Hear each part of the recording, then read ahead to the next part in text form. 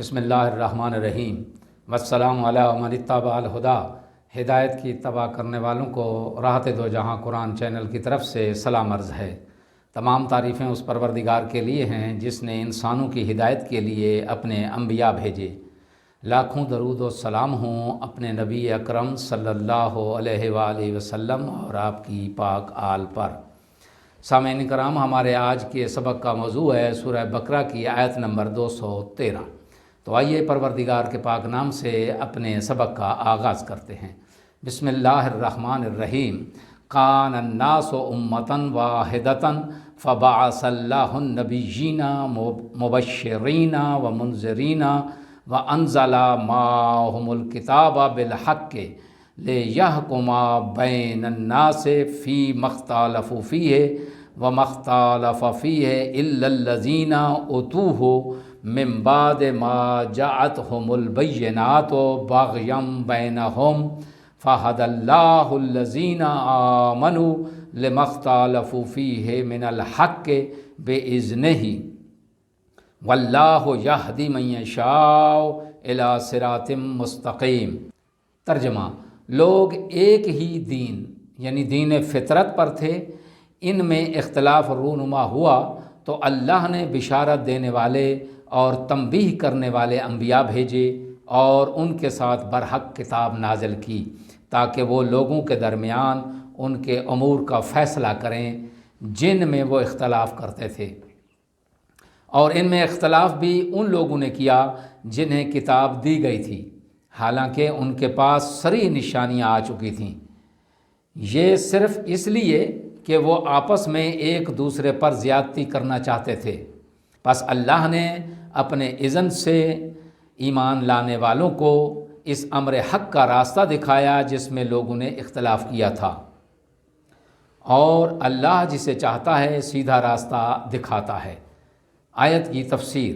تاریخ مذہب کے سلسلے میں کچھ لوگ کہتے ہیں کہ انسان نے زندگی کا آغاز شرک سے کیا، بعد میں تدریجاً ارتقائی مراحل طے کرتے ہوئے وہ توحید تک جا پہنچا، لیکن قرآن کریم کے نزدیک انسان نے دین فطرت پر اپنی زندگی کا آغاز کیا، اور جس فطرت اور جبلت پر لوگ خلق ہوئے ہیں وہی دین ہے۔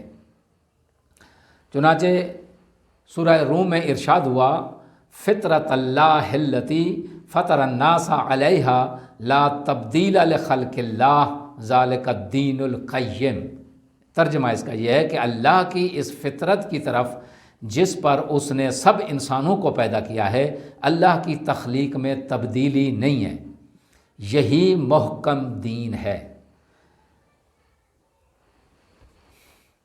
جس وقت تک انسان نے فطری تقاضوں سے سرکشی نہیں کی، سب لوگ امت واحدہ کے دائرے میں داخل تھے، کیونکہ ابتدائی انسان وسائل زندگی محدود ہونے کی وجہ سے سادہ زندگی گزارتا تھا، وہ اسرار طبیعت سے آگاہ نہ تھا، اس لیے اسے مسخر نہیں کر سکتا تھا۔ اسے تو صرف جنگل، شکار، غار اور پتھر کے چند اوزار سے ہی واسطہ پڑتا تھا۔ بلا تشبیہ وہ جانوروں کی طرح تھا جو دن بھر قدرتی غذائیں چرتے اور رات کو کسی استبل میں ایک ساتھ بغیر اختلاف کے رہتے ہیں۔ بعد میں جب انسان نے زراعت کے ذریعے طبیعت کو مسخر کرنا شروع کیا تو اس کی صلاحیتیں اور قابلیت مختلف ہونے کی وجہ سے ایک دوسرے سے آگے نکل جانے اور مفادات کے حصول کے لیے اختلاف کا میدان وجود میں آیا۔ نیز طبیعتاً اجتماعی ہونے کی وجہ سے اکیلا زندگی نہیں گزار سکتا تھا، لہٰذا اسے اپنے ہم نوعوں کی ضرورت پیش آئی، اور ساتھ یہ کہ زندگی کے لوازمات کفایت کی حد تک فراواں نہیں تھے، لہٰذا اختلاف رونما ہونا ایک لازمی امر تھا، کیونکہ ہر ایک کی یہ خواہش ہوتی ہے کہ جو لوازم اور وسائل فراہم ہیں انہیں وہ خود ہی حاصل کرے۔ چنانچہ سورہ یونس میں یہ ارشاد ہوا: وَمَا كَانَ النَّاسُ إِلَّا أُمَّةً وَاحِدَةً فَاخْتَلَفُوا، اور سب انسان ایک ہی امت تھے، پھر اختلاف رونما ہوا۔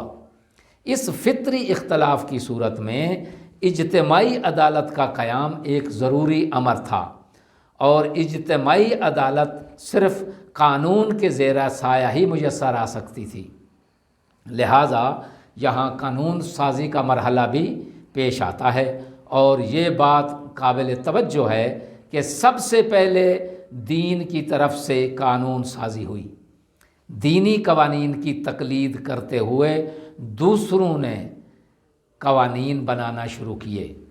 دین کی طرف سے حضرت نوح علیہ السلام کے زمانے میں پہلی قانون سازی عمل میں آئی، جیسے سورہ شورى میں ارشاد ہوا، شرع لکم من الدین ما وصی بہ نوحا۔ ترجمہ اس کا یہ ہے کہ اس نے تمہارے لیے دین کا وہی دستور معین کیا جس کا اس نے نوح کو حکم دیا تھا۔ چنانچہ امام محمد باقر علیہ السلام سے ایک حدیث مروی ہے، انہوں نے فرمایا، کانوا قبل نوح امتن واحدتن علی فطرت اللہ۔ اس کا ترجمہ یہ ہے کہ لوگ حضرت نوح سے قبل فطرت الہی کے مطابق ایک ہی امت تھے۔ جب لوگوں کو انبیاء علیہ السلام کے ذریعے قانون دیا گیا تو خدائی قانون سے بغاوت کرنے والوں نے اختلاف کی بنیاد ڈالی۔ انسانی تمدن میں رونما ہونے والا پہلا اختلاف اجتماعی زندگی کا ایک طبیعی امر تھا، لیکن بعد کا اختلاف قانون سے بغاوت تھا، جسے کفر سے تعبیر کیا گیا۔ یعنی انسان کو جب قانون دے دیا گیا اس کے بعد سے کفر اور ایمان کا سلسلہ بھی شروع ہو گیا۔ بالفاظ دیگر پہلا اختلاف فطری تقاضوں اور دوسرا اختلاف قانون اور شریعت سے انحراف کی وجہ سے پیش آیا۔ اس آیت میں بیان ہونے والے اہم نکات، پہلا نقطہ یہ ہے کہ ابتدائی دور میں انسان خالص فطری زندگی کی بدولت اختلاف سے محفوظ تھے، اور دوسرا نقطہ یہ ہے کہ مادی ترقی کی وجہ سے لوگ فطری طور و طریقوں کو ترک کرتے گئے اور مفادات کی خاطر اختلاف کا شکار ہوتے گئے۔ تیسرا نقطہ یہ ہے کہ الہی قانون، صالح افراد کی قیادت اور جزا و سزا پر ایمان کے ذریعے ہی اختلاف کی بیخکنی اور اجتماعی عدالت کا قیام ممکن ہے۔ نمبر 4، قانون آنے کے بعد اختلاف کرنے کی وجہ صرف سرکشی ہے۔